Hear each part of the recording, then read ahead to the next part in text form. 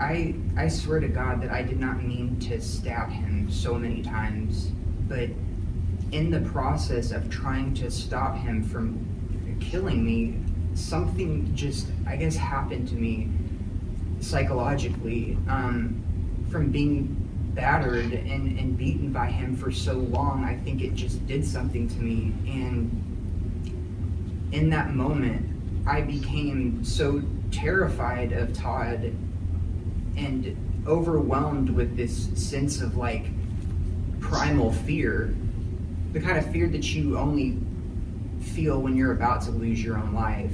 And it caused me to just go into shock, and my brain just kind of went into complete survival mode. And when it did, I got stuck like that, and it caused me to kill Todd the way I did, out of being in fear of my life and just out of being battered, which this was why the jury reduced my charges all the way down to second-degree manslaughter, because there is two sides to this whole situation. And I know that my paperwork and my file makes me look like a monster, but I'm not this killer that people have made me out to be.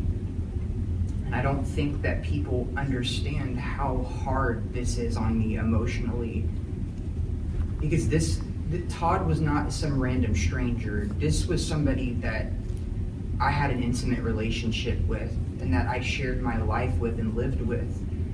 So it's a very hard reality for me to live with the fact, knowing that I took this man's life away in a fight. And it's hard to know that his family is going through as much pain as they're going through because of what I've done. And whether anybody wants to believe it or not, I'm sorry that I've caused them this pain, and my heart does go out to them because they're really good people. At the same time, I do have something I wish to say in regards to the family. I understand that you all met with them on Monday, and they've had a lot to say, and I know his family wants to see me remain incarcerated for this.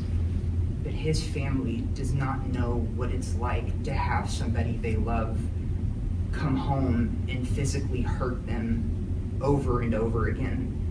They also don't know what it's like to have somebody come home and try to murder them. And I really don't mean to sound insensitive when I say this, but they weren't there the night that their loved one came home and tried to murder me. And if I were in their situation and the tables were turned, I would feel the same way they feel. So I get it. I understand how much pain they're going through because of this. I'm not a killer though, and it's not in me to go out and hurt people. To answer your question more directly, that's why this situation turned out the way it did.